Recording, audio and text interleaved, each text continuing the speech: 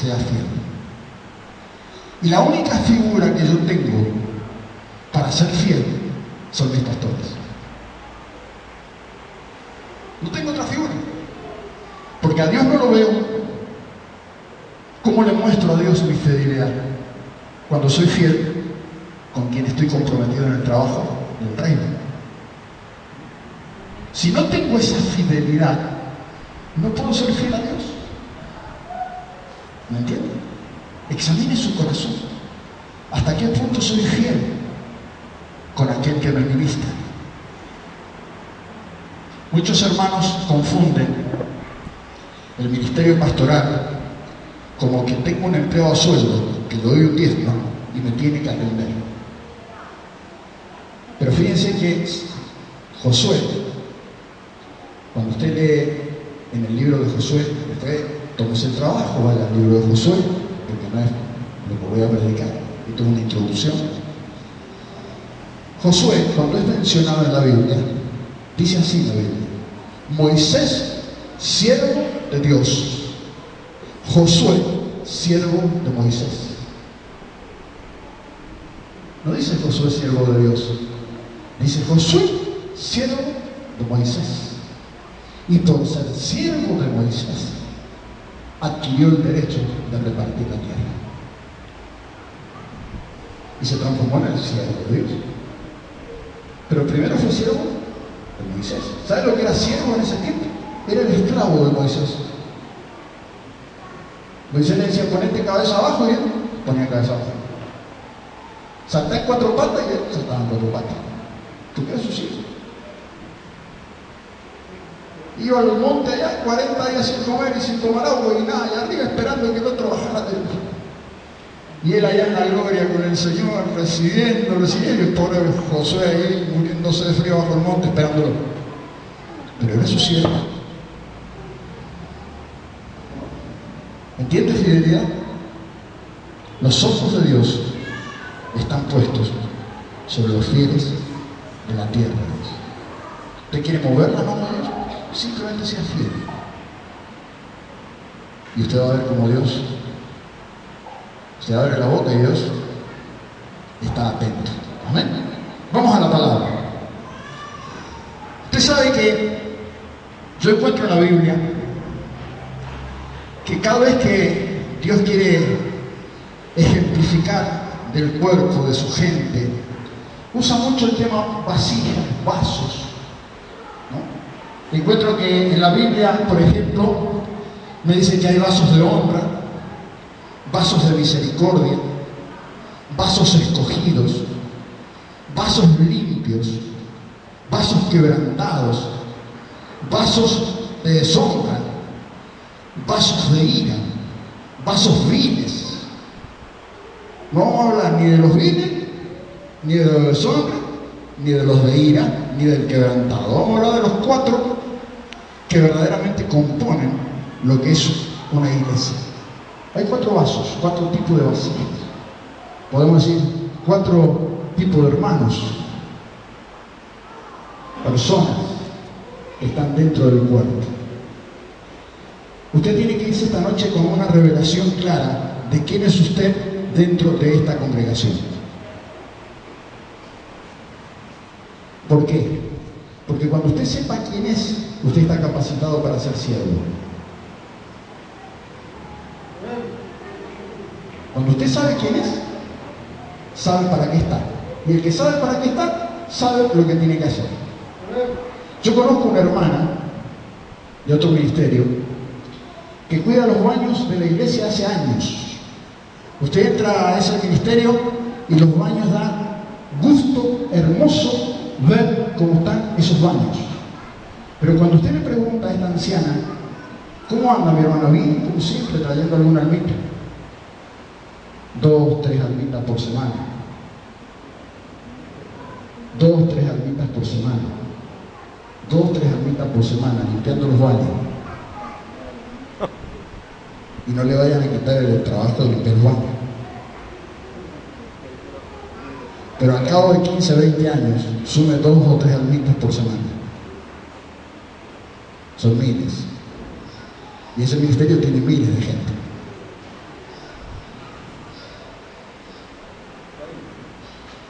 pero uno ve a la hermana limpiando los baños. En la iglesia está limpiando los baños, pero afuera es una guerrera tremenda.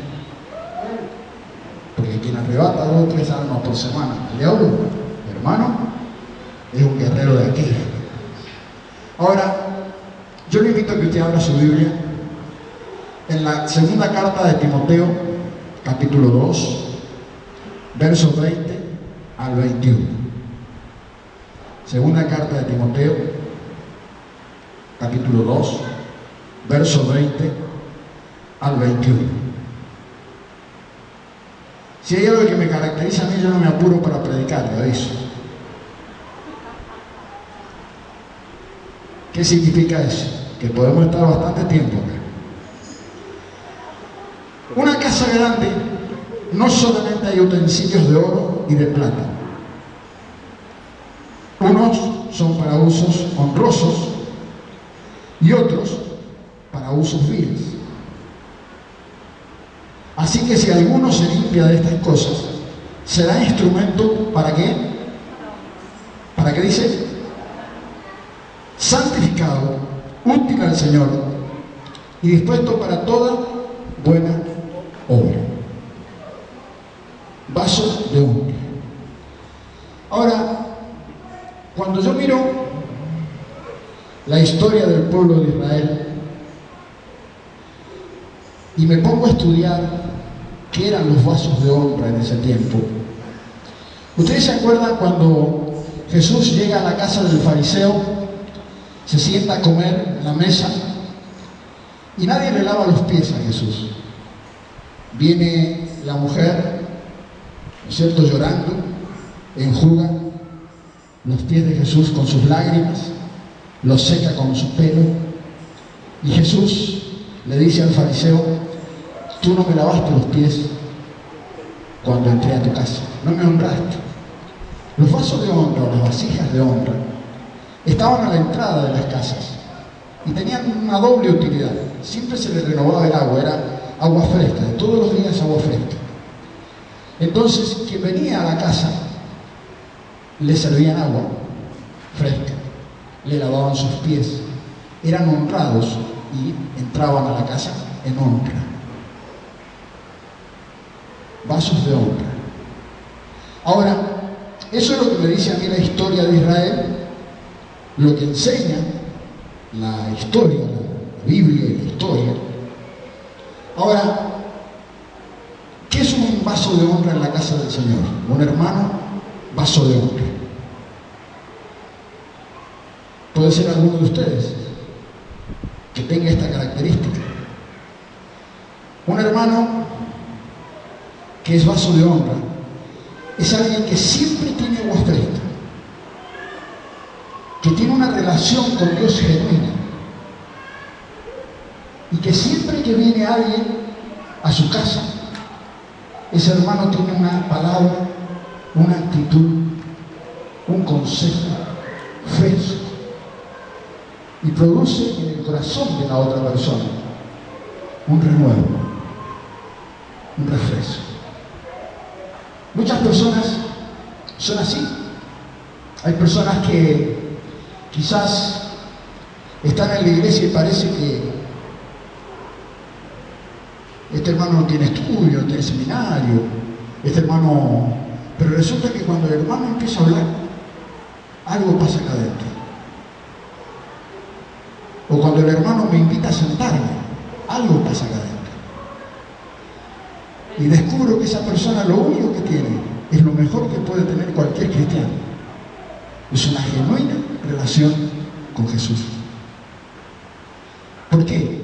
Porque la genuina relación con Jesús manifiesta a Jesús mismo. Jesús se manifiesta a través de la persona y produce que la otra persona reciba un refresco en su espíritu. Puede venir atribulado, acongojado, y usted le empieza a hablar a esa persona y de repente se quebranta la otra persona y uno no entiende por qué se quebrantó. ¿Qué le dije? Si le dije buen día, porque capaz que lo único que le dijo fue buen día, y se quebrantó.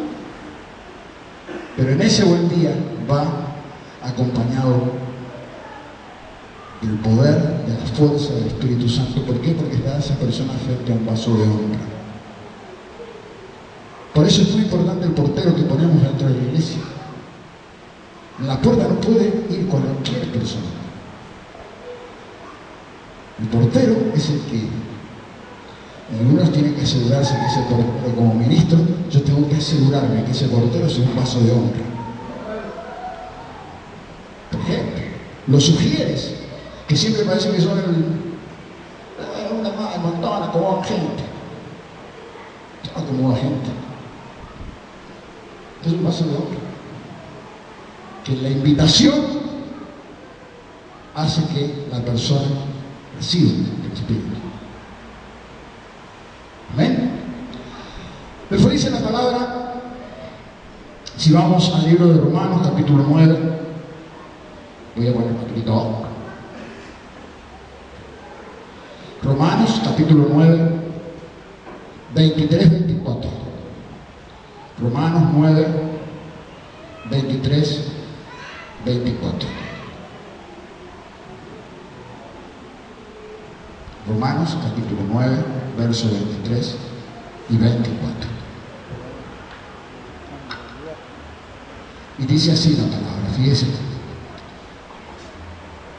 Y para hacer notorias las riquezas de su gloria, la mostró para con los vasos de misericordia, que Él preparó de antemano para gloria, a los cuales ha llamado, esto es a nosotros, no solo a los judíos, sino también de los gentiles. ¿Qué eran los vasos de misericordia o las vasijas de misericordia en Israel? Dijimos que unas estaban a la entrada de la casa, las otras eran puestas en el camino y a las entradas de los pueblos, y se tomaban el trabajo de todos los días renovarle el agua, para que los caminantes que iban por el camino tuvieran como refrescarse. Eso sucedía, toda la historia de Israel sucedía eso. Era una tradición judía que se hizo por tiempo y tiempo y tiempo. Las vasijas eran puestas en el camino.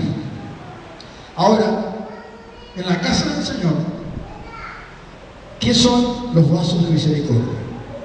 Los vasos de misericordia son la hermana del baño.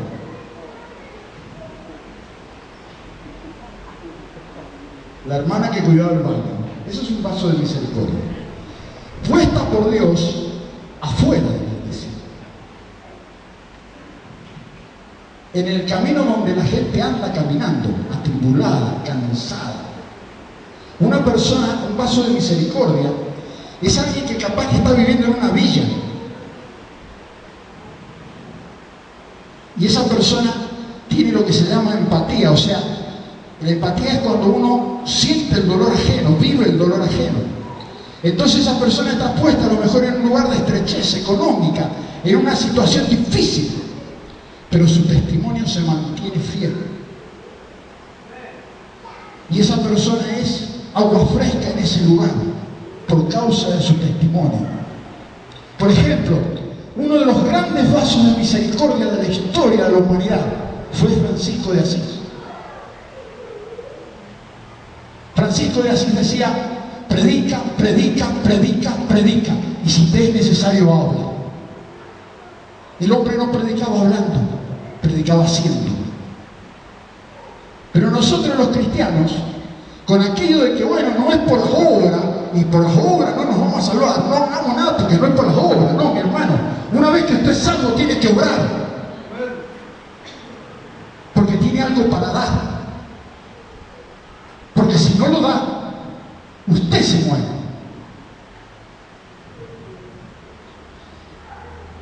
No se muere el otro, porque el otro se va a salvar. Tarde o temprano se va a salvar. Ya después les voy a explicar por qué. Pero usted, que tiene para dar, se va a morir. ¿Sabe por qué? Se va a morir de un cáncer espiritual. Porque lo que tiene adentro se le va a podrir por no haberlo dado. Nunca lo que recibimos de Dios es para gastármelo yo. Siempre lo que recibo de Dios es para dárselo a otro. Y por cuanto di, Dios se encarga de que yo viva bien, porque Él es mi sustentador. Por eso es que mucha gente no prospera, porque entiende prosperidad y lo asocia con plata nada más. Pero próspero es la persona que ha entendido que Dios le ha dado la vida eterna y dice: por cuanto te di la vida eterna, te he dado abundancia de vida, porque te he dado abundante vida. Lo que quiere decir que Dios te da abundancia de recursos, y en la abundancia de recursos soy prosperado en todas las cosas que enfrento. No solamente prosperidad es plata. Por eso te dice: hijo mío, yo quiero que tú seas prosperado en todas las cosas, así como prospera tu alma. Por eso que las personas a veces reciben de Dios y no pueden sostener lo que reciben. Así como lo reciben con una mano, lo pierden con la otra. Nunca prosperan. Y no porque Dios no le haya dado, porque hay personas, yo conozco personas que a veces han recibido de golpe miles de pesos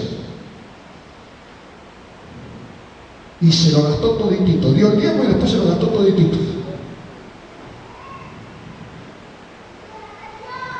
Pero le vinieron a golpear la puerta por un paquete de fideos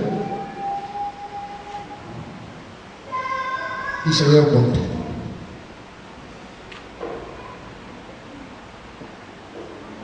Porque Dios me lo dio para mí. Yo tuve una experiencia un día. Estábamos pasando, estoy como Pablo, ¿veo? Pablo hacía cartas, yo hago pizza. Pero hubo un tiempo que no teníamos trabajo. Entonces, con mucho esfuerzo, me compro una camisa hermosa, que me costó un montón la camisa, porque quería andar bien vestido. No la había estrenado la camisa y me golpean la puerta. Y vino un jovencito de la misma estatura mía, mismo físico. Me dice: señor, lo que yo le quiero pedir es algo insólito. Usted no me va a creer lo que yo le quiero pedir. Bueno, sí. Dice: yo necesito una camisa, porque tengo el traje, tengo los zapatos, y mañana me tengo que presentar a un trabajo donde necesito ir muy bien vestido y no tengo camisa. Yo necesito una camisa, señor. Le dije: bueno, te voy a regalar una camisa. Entonces voy al ropero y elijo una linda camisa. Y me dice el Espíritu Santo: no, la nueva. Señor, si yo con el esfuerzo que hice para gastarme en ese tiempo 80 pesos en una camisa, le digo a mi esposa que yo le regalé a un desconocido una camisa que me costó tanto juntarla, me van a linchar. Bueno, la nueva, le regalé la nueva. Al día siguiente mi esposa estaba trabajando en una casa de familia. Llega mi esposa y el patrón limpiaron el placar y me mandó 8 camisas, todas Christian Dior, 5 en su funda, nunca las había usado, y 3 con una sola postura. Ese es mi Dios, ese es mi Padre, ese es el Padre, ese es el Padre, ese es el Padre. Ahora no lo puedo usar porque se me agrandó la todo pisa. Ahora, fíjense ustedes, el ser un vaso de misericordia es una honra muy grande. A veces nosotros vivimos renegando de la situación difícil que estamos pasando y no podemos sacarle el jugo a la situación difícil porque estamos enfocados en lo difícil. Pero mire, no hubo cosa más difícil que la cruz. No hubo cosa más difícil que la cruz. No hubo cosa más difícil para Jesús que el Getsemaní. Quizás más que la cruz. Porque en el Getsemaní Jesús se enfrentó con él mismo, con su propia voluntad. Por eso es que le dice al Padre: Padre, si hay alguna manera de pasar esta copa, que sea así, pero que no sea mi voluntad sino la tuya. O sea que al decir no sea mi voluntad, él estaba diciendo, yo tengo la gana de morir. Si me dejas a mí, yo no voy. Eso es lo que estaba diciendo. Y dice que era tal la agonía que estaba sufriendo Jesús por esa lucha espiritual, que él comienza a derramar sangre a él. Él no empieza a derramar sangre en la cruz, ni cuando lo apalearon, ni cuando lo golpearon. Él empieza a derramar sangre en el Getsemaní. Porque estaba como un paso de misericordia, sabiendo que iba a una tremenda situación. Pero él hizo algo tremendo.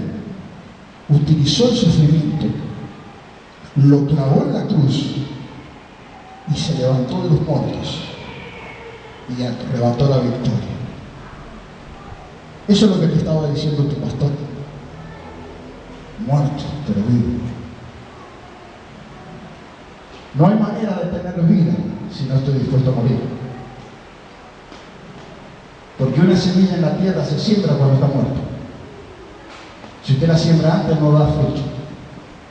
Si usted la siembra verde, no da fruto. Primero se tiene que morir. Cuando se secó, usted la puede sembrar. Y ahí con la vida. A ver.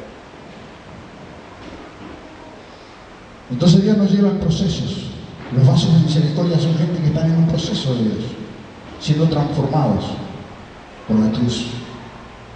Mientras tanto, estoy siendo de testimonio para otros, de vida, y dando vida, y dando vida, y dando vida. Porque lo que tenemos que para dar es vida. De esta manera se lleva una iglesia. Por eso es que empezaron en una casa familia, no sé, como todas las iglesias. Empiezan una casa familia. ¿Y qué sucedió? Gente que empezó a dar vida y fue nucleando otra gente. Ahora los que están, cuando la iglesia se empieza a hacer grande, corren un grave riesgo. Somos tantos ya, que estamos bien, ese pastor puede vivir bien, pagamos bien el alquiler, está todo. Entonces nos achanchamos, ¿no? Y empezamos a que está todo bien. No está todo bien nada.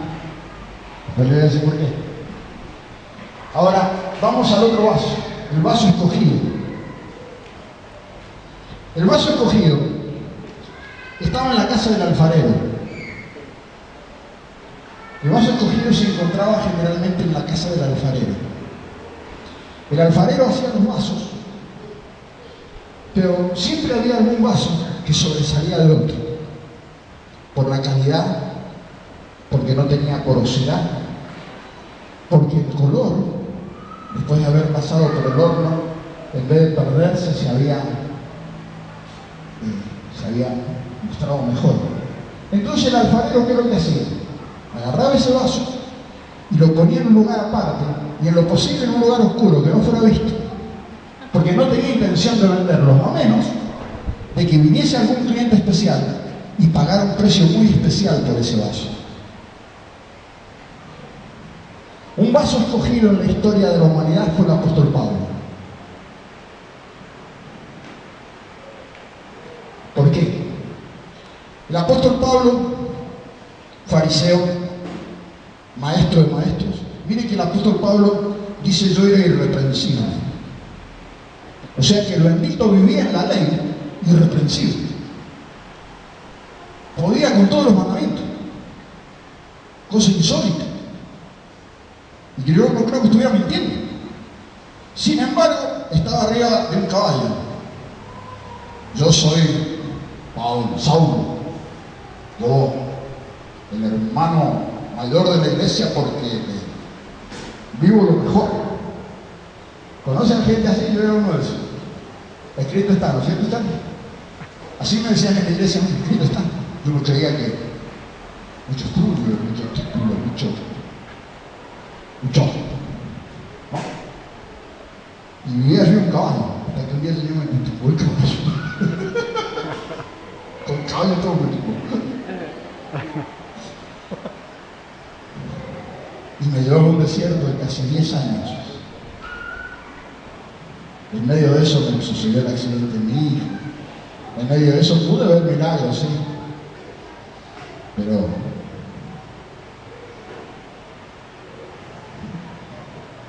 en un precio muy fuerte.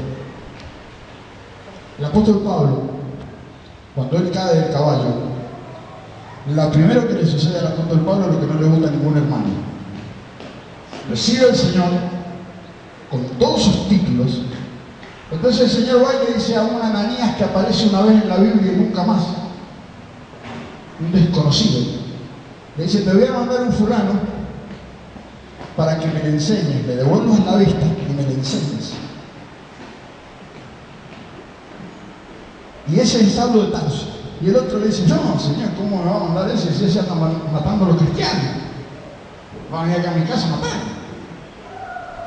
Y el Señor le dice: tú devuélvele la vista, porque instrumento escogido me es este, para llevar mi palabra a los gentiles y poner mi nombre en él y llevarlo a los gentiles. Pero yo le enseñaré cuánto es necesario padecer por causa de mi nombre. Entonces el apóstol Pablo, humillado, quebrantado, ciego, llega a la casa de Ananías. Y la Ananías, era una figura de la iglesia. Entonces hay hermanos que llegan a la congregación con algún conocimiento de la palabra y no pueden soportar que el pastor le diga: bueno, hermano, usted va a ser enseñado por la hermana. Y resulta que esa hermana apenas si sabe leer y escribir. Y el pastor le dice: bueno, usted va a ser enseñado por esa hermana. Entonces el orgullo de esta persona se motiva más. Por mí, si yo vengo con todos los títulos y vienen, no sé